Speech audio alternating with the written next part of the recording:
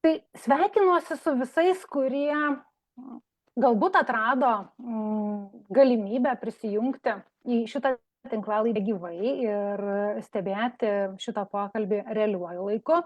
Lygiai taip pat sveikinuosi su tais ir tomis, kurios žiūrės šitos tinklalaidės įrašą. Aš esu Jurgita Jankuvienė ir čia kartu su jumis, kaip ir kas antrą pirmadienį, jau tam tikrą prasme turbūt tapo šiokia tokia tradicija.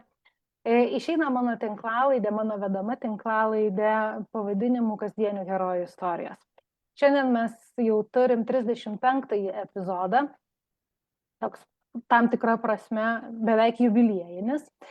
Ir šitoje tinklalaidėje aš stengiuosi pakalbinti ir visą laiką kalbinu tiesiog moteris, tiesiog kasdienės herojės, kurios keliavo per vienokius arba kitokius savo gyvenimo pokyčius arba tebekeliauja per juos.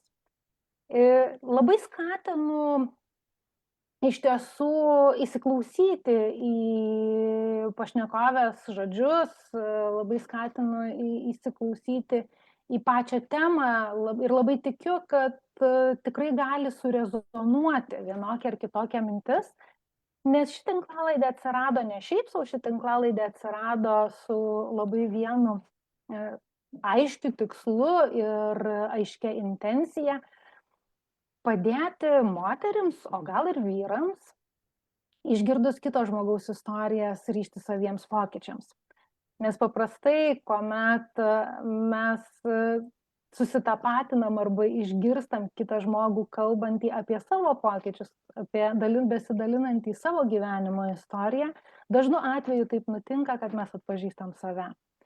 Ir tada yra gerokai drąsiau eiti į savo pokytį, eiti į savo žingsniais ir daryti tuos žingsnius. Nes supranti, kad tu esi ne vienas ir supranti, kad ir kitam tai buvo, o jeigu pavyko kažkam kitam, tai labai didžiulė tikimybė, kad gali pavykti ir man. Ir šiandien mano viešnia yra Sandra Kapeliorienė.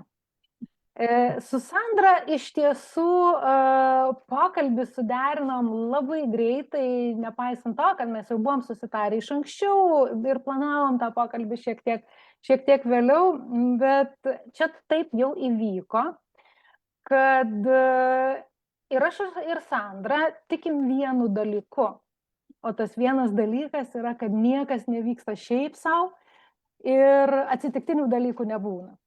Tai taip įvyko, kad prieš tai planuota pašnekovė, jai įvyko gyvenimas, susidėliojo savi dalykai ir savi reikalai. Būdau Sandra visiškai atsitiktinai, sakau, žiūrėk, gal tu turi laisvą popietę būtent šitam pirmadieniui. O Sandra sako, žinai, aš tik pagalvojau, kad visai būtų faina su tavim pasišnekėti. Tai labas, Sandra, labai fainai, kad tu prisijungiai, labai smagu tave turėti šitame epizode ir apie tuos, kaip aš rašiau, neatsitiktinius atsitiktinumus. Taip, sveiki visi. Iš tikrųjų, ta gyvenimo taisyklė, kad niekada niekas nevyksta be priežasties, vadovaujasi jau labai labai senai.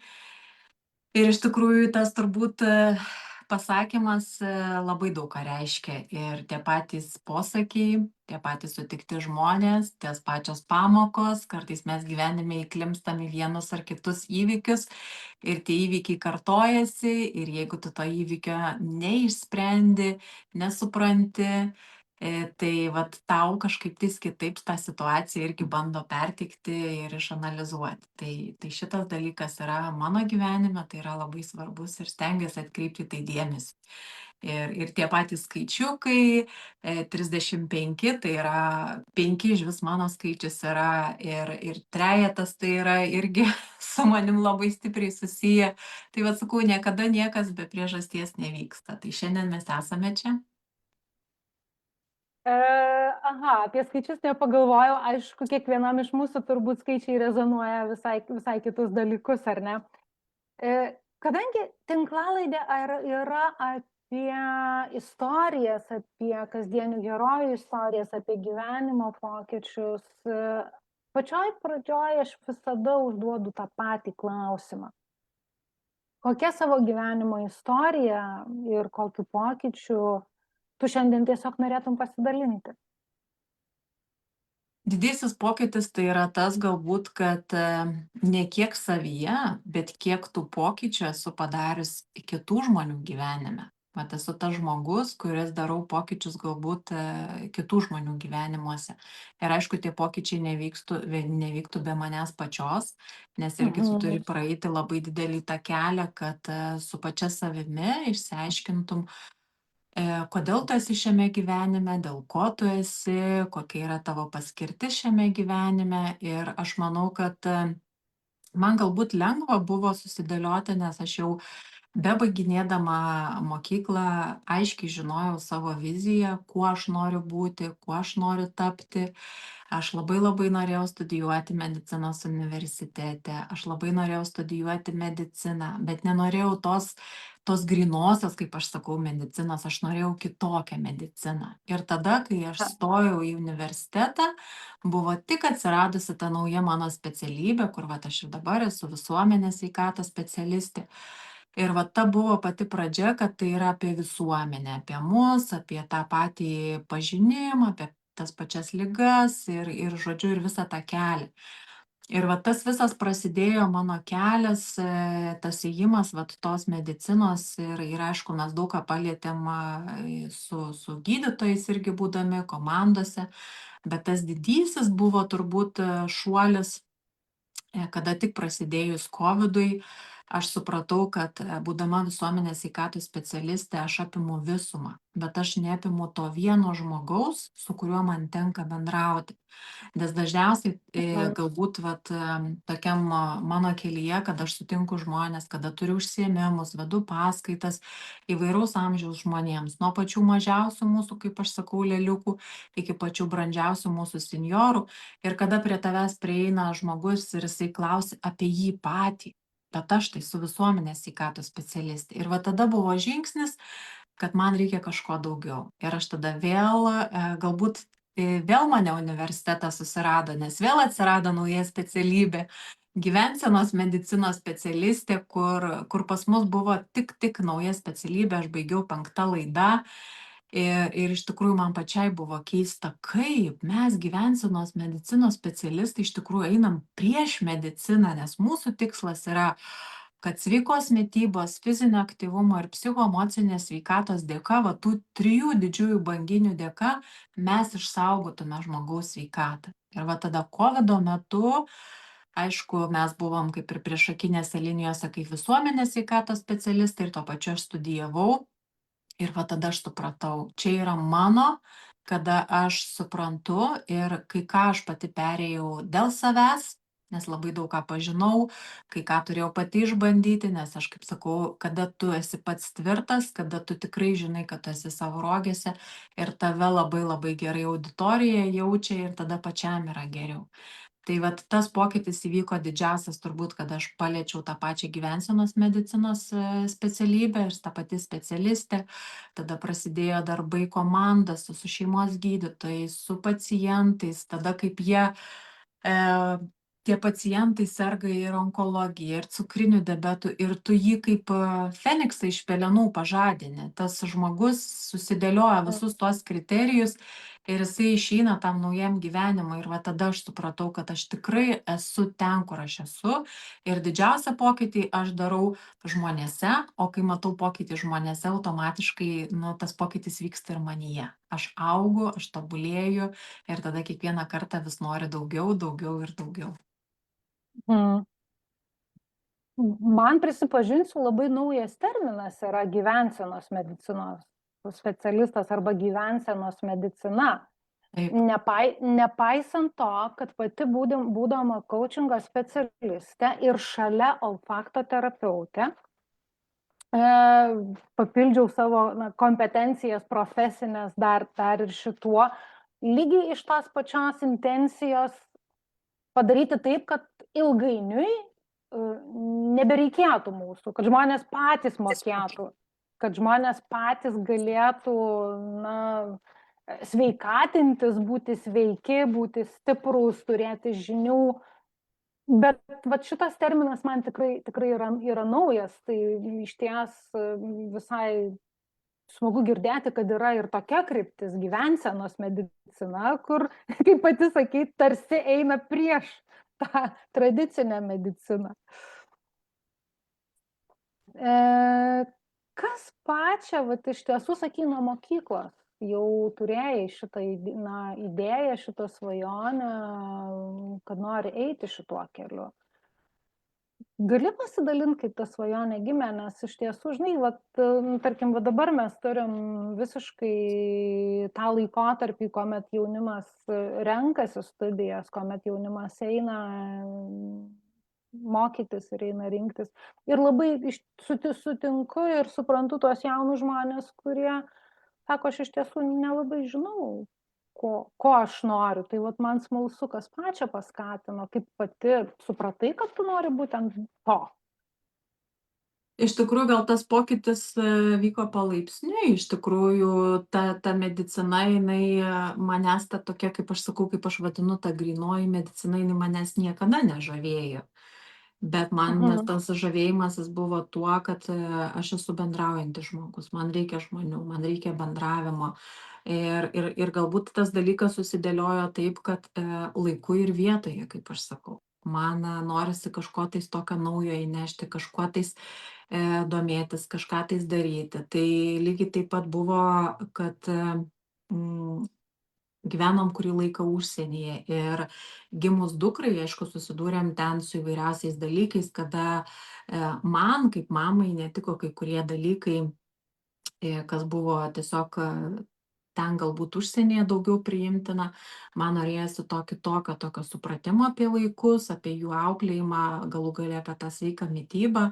Ir tas laikas buvo, kada mes grįžome čia ir vaikui reikėjo pradėti eiti į darželį. Ir aš tada pamačiau, kad tai va, ta mano visuomenės sveikatos specialistė, kada aš galiu būti kartu su vaiku ten ir daryti tą pokytį.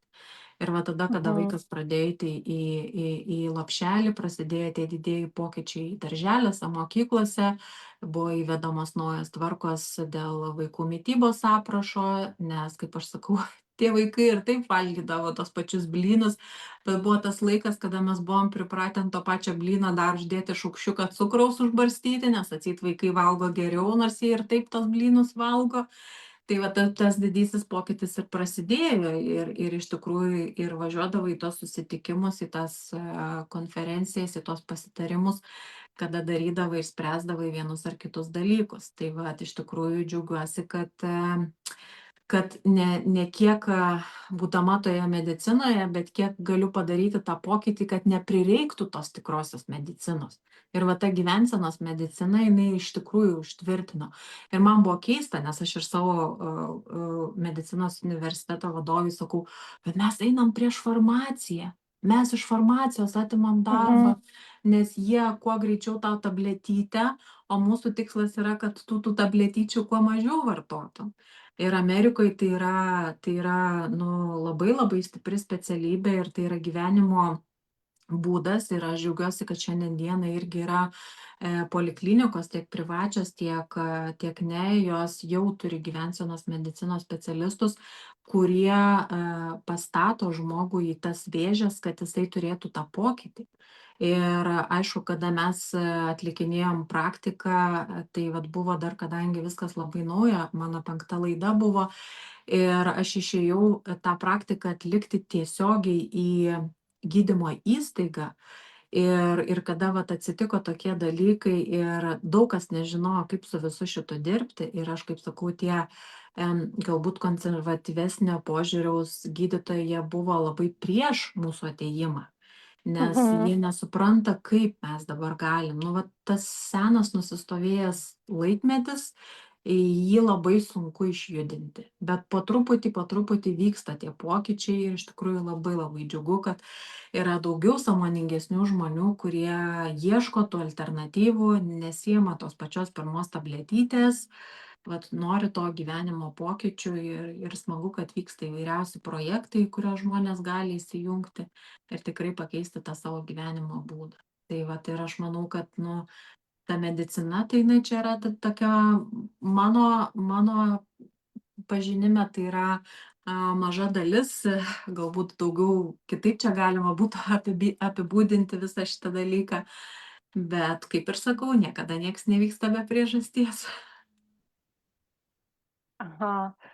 Mm, Žinai, kad visą laiką momentas yra tame, kad na, žmonės, va, tu dirbi su klientais. Aš suprantu, kad tu padėdama žmogui, tu susiduri su įvairiamis, nežinau, baimėmis, nepasitikėjimu. Vat ir pati sakė, ar ne, nuėjus tiesiog į polikliniką bendraujant su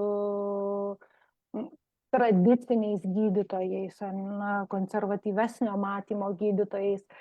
Tikiu, kad susidūrei, žinai, su tam tikru, nežinau, priešiškumu, su kažkokiu netikėjimu, su maždaug tai tu čia iš manęs atimi darbą, ar ten kažką tai tokio.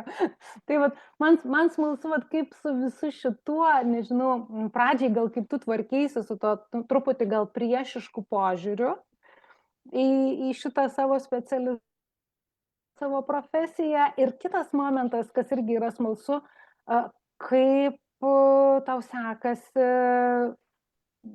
paveikti, turbūt galima taip sakyti, tų žmonių, su kuriais tu dirbi individualiai požiūrį, nes na, niekam nepaslaptis, mesgi turim visokių nusistovėjusių ale taisyklių, ale įsitikinimų. Ir tas noras to greito rezultato, kaip sakai, su ta tabletyte, jis yra visiškai natūralus ir žmogiškas. Aš manau, kad šioje vietoje tai labai didelį vaidmenį atlieka tavo natūralumas, tavo tikrumas ir tavo galbūt pačios gyvenimiškos situacijos, tavo gyvenimiški įvykiai irgi labai daug ką paskatina, kai tu vat eini bendrauji. Mes kiekvienas, pavyzdžiui, ieškom kažko tais. Na, kaip pavyzdys, aš galbūt ieškau sporto trenerės, kuri būtų man motyvatorė ir aš matyčiau ją kaip pavyzdį, kuri tikrai irgi perėjo tą patį kelią, kad galbūt irgi ten turėjo viršsvorį, kuri ėjo tuo keliu ir kuri dabar gali tuo dalintis ir pasakyti, kad tikrai taip įvyko. Ir kada galbūt ateina trenerė, kuri nežino, kaip tam žmogui reikėjo, nes tu tame kailyje nesėdėjai ir tu nežinai, kaip viskas vyksta. Tai vat šitas iš tikrųjų galbūt irgi buvo ta didžioji dalis. Bet šiaip kažkaip tais dėl šito dalyko nebuvo, kad labai labai daug pergyvenčiau, nes iš lūpų į lūpą žmonės kalba. Ir va tas turbūt mano tikrumas, tas nuoširdumas tą vat visą dalyką ir duoda. O su tais pačiais gydytojais, tai vieni komandose labai džiaugiasi, kad tu juos turi, o kiti jie tiesiog labai užsidaro ir vat kaip tu sakai, ane, jie iš manęs galbūt bando atimti duoną, ateis čia kažkas tai pasakys, kaip yra, bet ir tokių pačių gydytojų yra. Ir aš pati savo šeimoje susidūriau, kada žmogus turi tam tikrų problemų ir kada tu jam sakai, vat aš tau sudėliosiu, ką tu gali valgyti, ką tu gali daryti. Nu pabandyk kurį laiką neimti tos tabletytės, kurios tau siūlo. Kodėl vat svetimi žmonės galbūt manim tiki, bet savam yra sunku. Ir kada tu įtikini tą savo žmogų, nes vat savo žmogų yra sunkiau įtikinti negu vat tą svetimą. Bet kada tu įtikini tą savo žmogų ir kada jisai iš tikrųjų nueina, neėmęs tabletytės, po tam tikro laiko, kada tu sudarai ką ir kaip tu gali valgyti, elgtis ir visa kita, ir po to laiko nueina pas gydytoją, pasidaro tyrimus ir sako, valio, tau tabletytė tiko. Ir tada tas žmogus sako, ne, sako, man tiesiog buvo sudėliota, ką aš galiu valgyti, ko aš negaliu valgyti, ką aš galiu daryti. Ir tada gydytojas atsisėda ir sako, taip, tai yra vienas iš dalykų, kad jūs tą galit padaryti.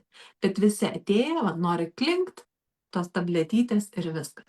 Vat visiems yra tas toks priimtinas dalykas, kad pabandyk pirmiausia kažkokiais alternatyvios medicinos, kur yra kažkokiais dalykais, kur neimti tos, kaip aš sakau, chemijos, tabletės ir visa kita. Tai va, bet aš manau, kad laikui bėgant mes turėsim daugiau ir daugiau tų pacientų, kaip aš sakau, tų žmonių.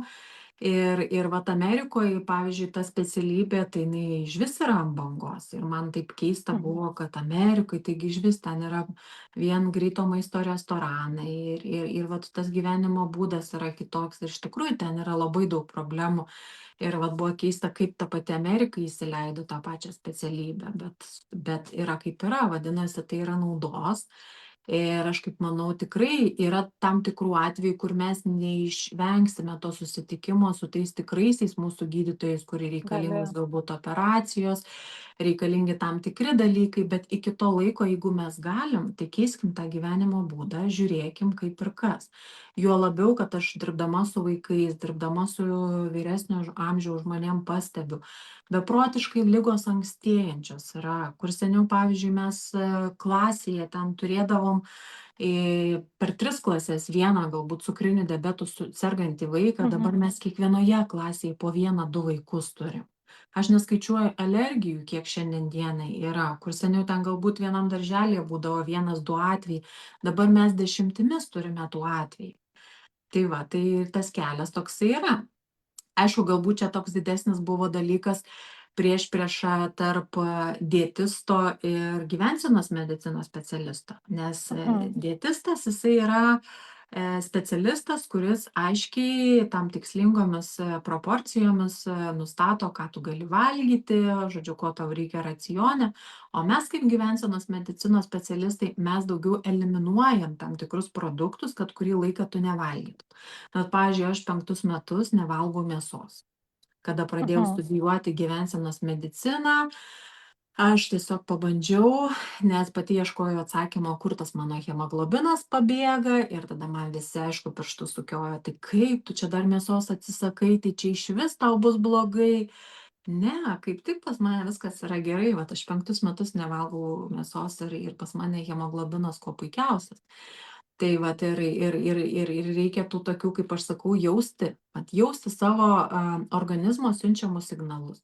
Ir ne tik tais tie įvykiai, ne tik tais tie skaičiai, bet ir mūsų organizmas kalba. Ir kada mes išgirstam savo organizmo siunčiamus signalus, taip buvo dienų, kada aš norėjau pabandyti ir aš pabandžiau vėl pradėti tą valgyti mėsą, bet mano organizmui jinai netinka, man jos nereikia. Tai vat ir kodėl aš tada turiu tą daryti, jeigu man jisai netinka. Tai vat jeigu mes kiekvienas suprastume, labai aišku sunku pakeisti tą skonio jausmą galbūt. Nu, bet kaip skanu, čia vasara, šašlykiukai, dūmelis ir visa kita. Taip, bet kaip skanu pasikepti daržoves galbūt, ar ten kokį sūrį irgi gali pasikepti. Tai va, tai kiekvienas mes turėtume išgirsti tuos savo kūno siunčiamus signalus ir aš manau, mums patiems būtų lengviau, jeigu mes atpažintume juos daug greičiau, negu prireiktų vieno ar kito susitikimo su mumis gyvensenos medicinos specialistais arba galų gale gydytojais.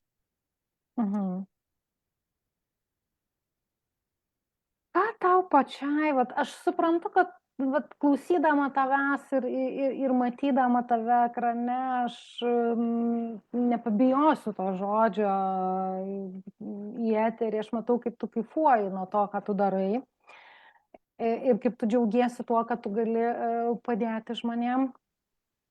Ir vat, kita vertus, man vis tiek be galo yra įdomu, žinai, apie tai, o kaip iš lūpų į lūpas, bet kaip tas ėjimas, nu, vat, nuo vaikų, tvarkoja, mes auginam tą kartą, kuri galbūt labiau eis, žiūrės, o ką man geriau valgyti arba ko nevalgyti, negu gerti tabletės, ar ne? Bet kuriuo atveju ta visa tavo artima aplinka, nes, nu, pavyzdžiui, pokytis, atsisakiau mėsos, ar ne? Sakei, va, ten buvo Sandra išprotėjo, hemoglobinas žemas, mėsos nevalgo ir taip toliau panašiai, ne? Bet vat, iš tos pusės, taigi tikrai yra kas sukioja, atsiprašau, pirštą prie smilkinio ir sako, kad tu užsiimi nesąmonėm. Taip, iš tikrųjų jų buvo ir jų bus, bet tas žmogus, kuris susiduria su vienais ar kitais dalykais ir kada tu jam tiesiog duodi tokių, kaip aš sakau, keletą tipsų, pabandyk vat, vieno ar kito atveju pats ant savęs, tada jisai pradeda suprasti, kad iš tikrųjų tas kelias, kad ir galbūt vat, mano tėvų amžius yra kaip seniau būdavo, nu, valgydavo tą pačią dešrelę. Nu, tu tikrai valgydavai tą pačią dešrelę. Dabar tu Taip. duok tą pačią dešrelę, net šuo neės, nes, nu, ten tos mėsos visiškai nieko nėra. Ir reikia tam tikrus dalykus atsirinkti. Kiekvienas mes turime savo nuomonę ir tikrai galbūt vat, sugrįžtant į tą laiką, kad COVID laikas labai mus atskyrė, suskaldė į tas dvi pusės, į tuos galbūt žinančius ir jau viską sužinojusius galbūt daug vėliau. Bet kada tu pats pabandai ir kada tu pats pajauti tą pokytį, yra visai kas kita. O kaip aš sakau, tie žmonės, kurie sukioja, kurie kalba, tai reiškia, tu esi gyvas, tu esi įdomus žmogus, apie tave kalba. Ir žodžiu, tu reiškia, eini tuo teisingu keliu. Ir aš kaip sakau, kiekvienas iš mūsų mes galim tą patį daryti. Tai yra mūsų pasirinkimas. Aš žinau, kiek daug specialistų, kurie yra baigę tą pačią specialybę, bet jie nieko nedaro. Tai va tas klausimas, kam tu tada ją baigėjai, nes aš tai baigiau dėl to, nes man reikėjo ir trūko žinių. Nes aš jau apie Okay. visuomenę, o man reikėjo konkrečiau apie žmogų. Tada tu pradėjai dalintis, tu daliniesi, aš esu viešas žmogus, aš dalinuosi tam tikrais išgyvenimais, aš dalinuosi tam tikromis istorijomis ir galbūt tie žmonės, tie projektai, viskas, kas vyksta mano gyvenime, jie ateina iš patirties. Ir jeigu vienas žmogus galbūt pabandė, jisai suprato, kad čia viskas yra gerai, galima važiuoti toliau. Tai vat, tai aš manau, kad tos kalbos jos niekada nesibaigs. Ir labai iš tikrųjų ir čia mes esame, visur mes esame susiskaldę. Mes visur, kaip aš sakau, kaip yra diena ir naktis, kaip yra gerai ir blogai, taip yra ir specialistas. Vienas specialistas yra geras, kitas specialistas blogas. Tai vat, kaip tu pasakai, nueik pasitarsi, tau sudėlios, pasižymės. Tai vat, galbūt tas laikas buvo, kada to pačio COVID metu aš ieškojau atsakymo ir dėl pačios savęs ir studijavau. Ir man visą laiką tas norėjosi, tas dalykas toksai, o kaip aš visą tai, nes dažniausiai mūsų pasąmonė ką daro, pati irgi esi coachingo specialistė, žinai, mes viską matom tik tai, kas gerai, bet mes niekada nieko nematom, kas yra, nu, kitokiom spalvom. Taip, Dažniau atvirkščiai, žinai, dažniau mato visą tai, kas yra nelabai gerai. Ir fiksuojam, kas yra nelabai gerai, negu kas taip, yra gerai. taip, bet mano atveju, pavyzdžiui, kada tu paklausi, tai gerai, ką tu šiandien valgai? Nu tai ką, taigi šiandien ryte kiaušinį suvalgiau, pietums ten pasidariau troškinį, o vakarieniai ten išsikepiau galbūt kažkokį varškės apkepą. Gerai, sakau, o tai kur dar visi tie dalykai, saldainiai ten prie kavutės ir visa kita. Nu baig, tu kiek ten yra, sako, ten vieną šaukštelį kavos, įsidedi mažą saldainuką pasiemi. Ir tada galvojau, bet tikrai kažkokio įrankio reikia ir pačiai sau ir visiems. Tai vat tada tas studijuojant ir kilo tas noras sukurti mitybos dienoraštį, kuriame tu sau visų pirma nemeluoji, sau ir tu žymiesi kiekvieną dieną. Ir aš savo pacientams ir moterims, kurios su manim bendrauja, aš joms duodu žymėti šitą dienoraštį. Po kiek laiko jos sako, bet iš tikrųjų, kiek aš daug sau melavau. Nes tu nematydavai to, kiek tu cukraus į kavą įsidedi, kiek tu saldainukų suvalgiai, kiek tu galbūt ten pyrago. Tai va šitoje pusėje yra pas mus ir va tada pasimato. Va tada mes pradedam kelią, kada visų pirma tu nemeluoji sau, tada tu pamatai, pildydamas dienoraštį, ką tu iš tikrųjų valgai ir kaip tu jautiesi, tada jausdamas kiekvienus simptomus tu pradedi žymėtis, ką tu jauteisi ir reiškia, kito valgymo metu aš rinksiuosi kažką tais kitą ir aš jausiuosi daug geriau. Tai va, tai visi šitie dalykai ir ateina, manau, va šitas aiškumas, kada susidėlioja visi tie etapai. Ką tau pačiai davė tas dienoraštis? Nu, vat, jį pirmiausia dėl savęs, ar ne? Taip, taip. Dariau, tai vat, ką tau pačiai davė tas dienoraštis? Tai va tas dienoraštis irgi turbūt, kadangi pati savęs irgi ieškojau, aišku, didžiausias tas dalykas būdavo, kad labai vat dingdavo tas mano hemoglobinas, buvo vienas iš didžiausių, kas buvo keisčiausia, aišku, kad aš nėštumo metu turėjau tik patį geriausią hemoglobiną, kas irgi labai keista, nes šiaip nėštumo metu mes dažniausiai turime jį žemą. Tai vat mano organizme kažkas matyt vyko ir aišku, aš pildydama pati tą dienoraštį, aš supratau, ir čia dienoraštis yra 2 kartai po 28 dienas, reiškia mūsų įprotis, kaip dauguma visi daro, 21 dieną detoks, 21 dieną kažko, realiai 28 dienas, kada mūsų organizmas jau pradeda reaguoti į tam tikrus pokyčius. Tai vat 28 dienos tu žymiesi, po 28 dienų tu dar kartą sau užtvirtini ir tu dar pasižymi visus šitus dalykus. Tai aišku, jisai buvo ir pokytis didžiulis, ir mano kūne buvo, ir svorio atžvilgiu, ir to pačio pasitikėjimo, kad vat aš sukūriau įrankį, kurį pati panaudoju ir apie kurį aš galiu kalbėti ir duoti. Tada, aišku, gimė idėja 28 dienų online projektas kūnui, protui ir sielai, kada mes ir savo kūną, ir protą, ir sielą pamaitiname. Tai moterys, norėdamos dalyvauti, jungdavosi 28 dienas, tai buvo pati pradžia mano. Aš norėjau savo žinias įgalinti ir, pavyzdžiui, galbūt prie ten žemo hemoglobino arba kažkokio tam tikro negalavimo aš sudėliodavau tokį rekomendacinį meniu, ką tu gali valgyti, ką tu turėtum eliminuoti.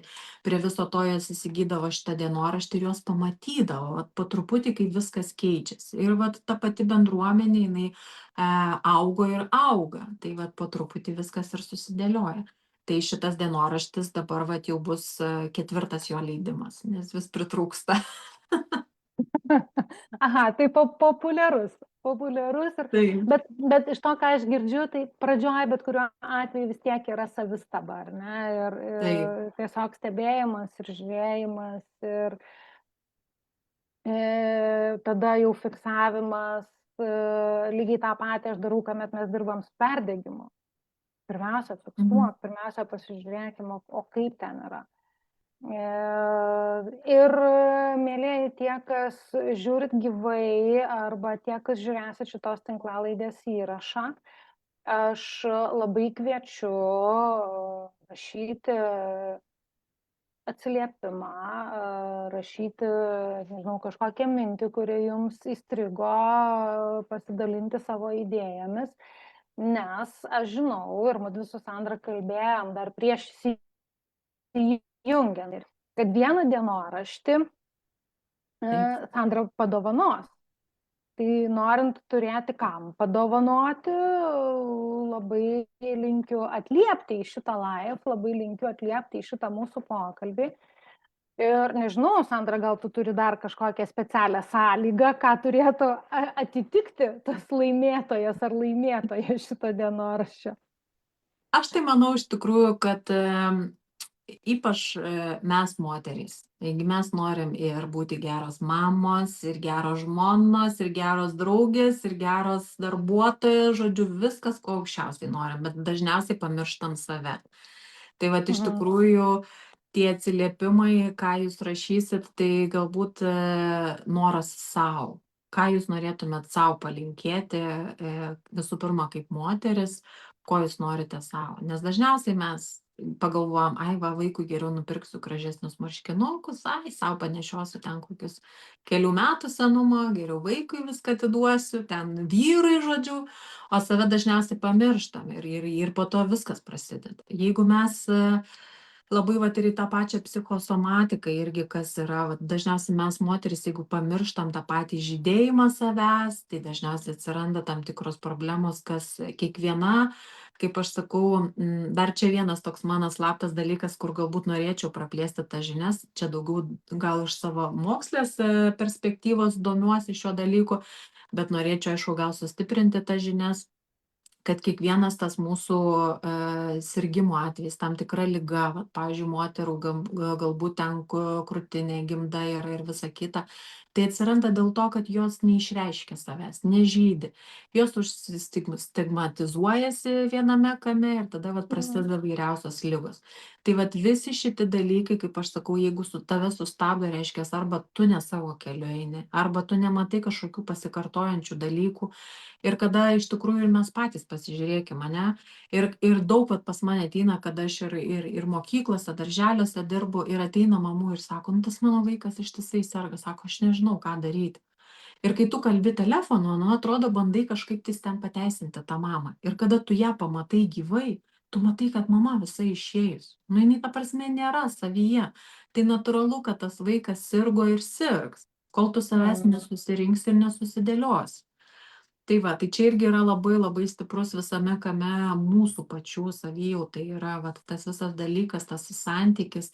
Ir kaip aš sakau, kada yra laiminga žmona, nu, tai tada laiminga šeima, laimingas vaikas, laimingi visi aplinkui esantys žmonės. Tai va, tai tie žmonės, kurie norės gauti šį mitybos dienoraštį dovanų, tegu parašo, ką jam reiškia būti galbūt su savimi, kas aš esu, dėl ko vat, aš turėčiau save visų pirma mylėti. Ok, tai va, užduotis yra, apie ją aišku dar pasidalinsim ir papildomai. Bet labai linkiu, tikrai labai linkiu rašyti komentarą, rašyti atsiliepimą, rašyti mintį, idėją, kuri užkliuvo šito pokalbio metu. Ir po trupučiuką jau keliaujant į pabaigą, aš visą laiką turiu dar likusių porą klausimų. Tai vienas iš klausimų yra paliktas prieš tai buvusios pašnekovės, su kuria mes irgi kalbėjom apie pokyčius, apie tai, kaip kiekvienas gyvenimo įvykis yra tam tikra pamoka.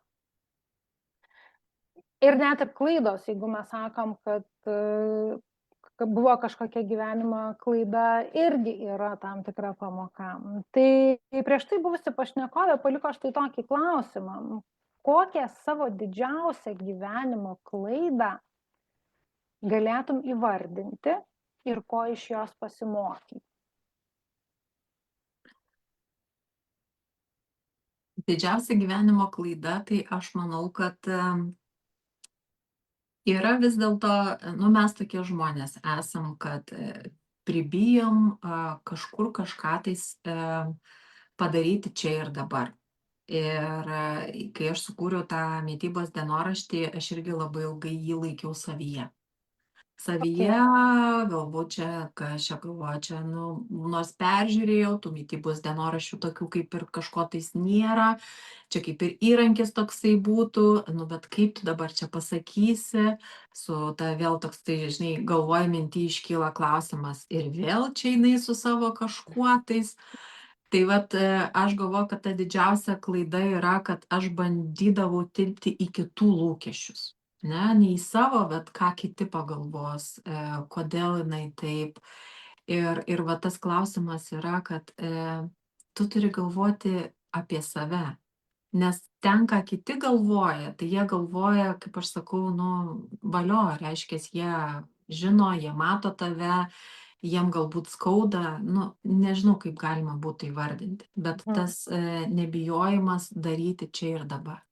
Ir aš auginu pati 10-metę dukrą ir aš ją dabar irgi ir jinai sako, mama, bet aš kartais bijau, o ką pasakys kiti, kaip draugai sureaguos į visą šitą dalyką. O tu, sakau, net neturi galvoti apie šitą dalyką. Nes vat mūsų tas toksai galbūt irgi yra nusistovėjęs, o ką pagalvos kiti. Ir va tas yra toksai, kad aš šiandien dieną einu drąsiai pakeltą galvą savo keliu, nes aš žinau, kad aš esu savo vietą. Aš žinau, kad aš mokausi, o mes realiai mokomės vieni iš kitų. Ir tas mokymasis yra visą gyvenimą. Ir tie žmonės galbūt atėję į mūsų gyvenimą, jie davė mums tam tikrą pamoką, galbūt tam tikrą stimulą, galbūt aš jam perdaviau kažkokią žinutę ir va tas noras yra, kad didžiausia baimė yra daryti čia ir dabar. Tai vat galbūt gailiuosi ir bijau ta gyvenimo klaida, kad galbūt kai kurių savo gyvenimo įvykių nepadariau daug greičiau, negu dabar galbūt jau tam brandžiam amžiuje sulaukus 40, sakyčiau, vat toj vietai galėjau kitaip padaryti, tu aišku mokiniesi iš viso to. Bet norėtųsi, kad nebūtų tų klaidų ir mes drąsiai eitume ir vat net negalvotume apie tai, ką kiti galvoja. O jie visą laiką galvos, nes mes esame vieši žmonės, nu, ta prasme, matomi tie žmonės, nu, šiandien dienai mes neišvengsime šito dalyko. Ypač socialinėje erdvėje, ypač taip, kaip tu, kur esi, kokioje aplinkoje tu esi, tai visas šitas dalykas vyksta.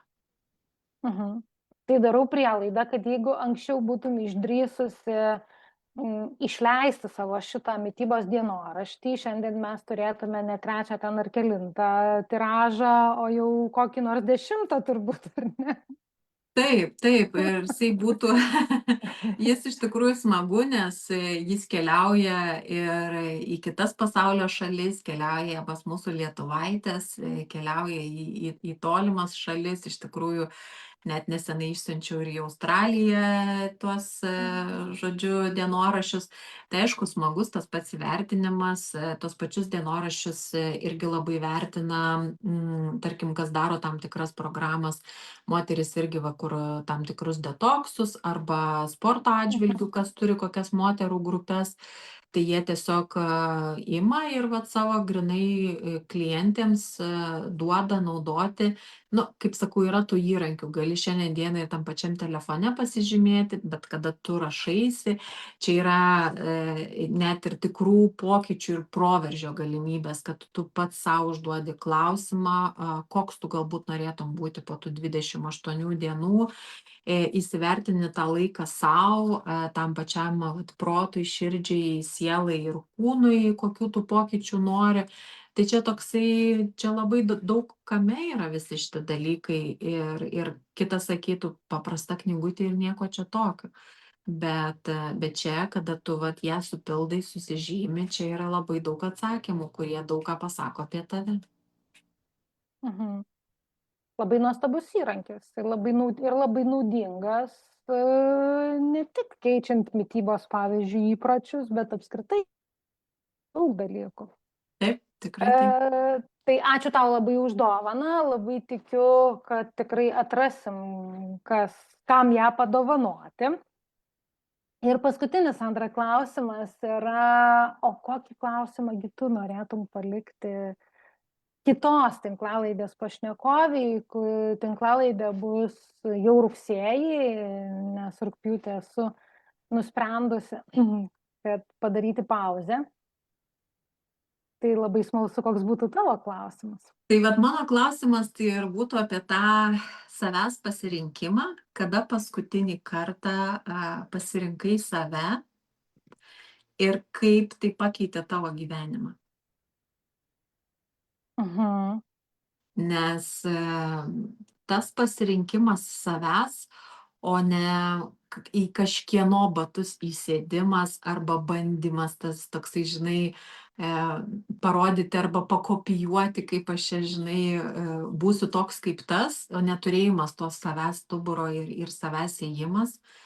Tai vat iš tikrųjų ir labai mus visame kame, nu tada tu neturi to tokio autoriteto ir galbūt savęs pačios to stuburo, o kada tu atrandi save, kada tu eini savo kelyje, kada tu daliniesi, kada tu būni, tada aplinkui žmonės mato. Ir aš manau, tie patys žmonės, jie jaučia, kada tu esi nuoširdus, kada tu daliniesi tuo, kas iš tikrųjų vyksta tavo gyvenime.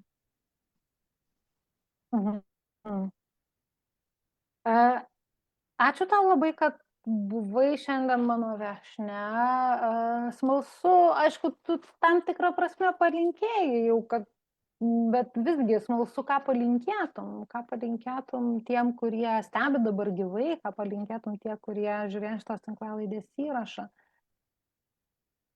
Visų pirma, nebijoti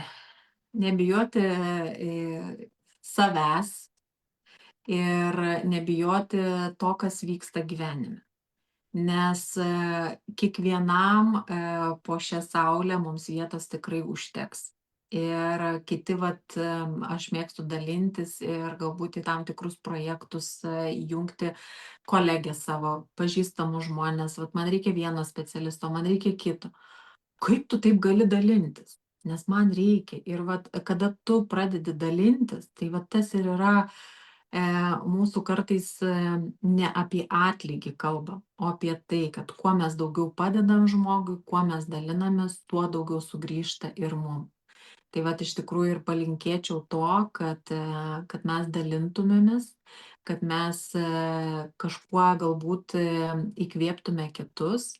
Ir jeigu aš žinau, kad mano vienas pasidalintas dalykas, kai kiti sako, gerai, tu suorganizavai, bet jeigu ten ateis pas tave tiek daug, kiek tu norėtum. Gerai, bet reiškia, atėjo tiems, kuriems šiuo metu reikia apie tai išgirsti. Reiškia, kitą kartą ateis daugiau, nes išgirs ir galbūt bus naudinga kitiems žmonėms.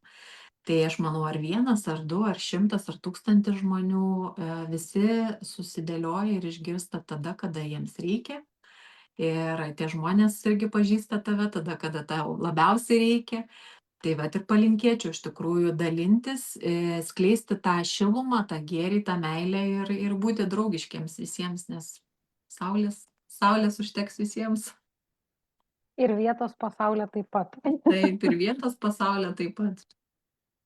Tai ačiū tau labai, iš tiesų buvo labai smagu su tavimi kalbėtis, labai ačiū už tavo pasidalinimus. Aš pati iš mūsų šito pokalbio išsinešu visiškai naują terminą gyvensenos medicina, kas man tikrai yra nauja. Ir aš iš kiekvienos tinklalaidės ir iš kiekvienos pašnekovės viską nors irgi sužinau, tai irgi tam tikra prasme dalyba, ar ne, mokymasis visą gyvenimą. O savo ruoštų prisidėdama prie Sandros, aš irgi noriu jums palinkėti gražios likusios vasaros, nes kaip ir minėjau, tinklalaidė sugrįš, bet jis sugrįš tik tai rugsėjo mėnesį. Ir būkit drąsūs, ženkit tą žingsnį. Pavyzdžiui, vienas iš jų gali būti trumpas komentaras po mūsų šituo pokalbiu tam, kad padidinti tikimybę gauti dovanų Sandros sukurtą dienoraštį. Ir tikrai linkiu visiems išdrįsti eiti į pokytį. Nes kaip ten bebūtų, pokytis vis tiek vyksta. Vienaip ar kitaip, pastebim mes jį ar nepastebim, bet kaip praeitos tinklalaidės pašnekovė sakė, kuo tie pokyčiai yra sąmoningesni, tuo paprasčiau mums į juos keliauti ir tuo paprasčiau mums su jais susidraugauti. Tai to visiems ir linkiu, o tuo tarpu sakau ačiū Jums ir iki malonių kitų susitikimų. Ačiū labai už pokalbį, ačiū, kad esat.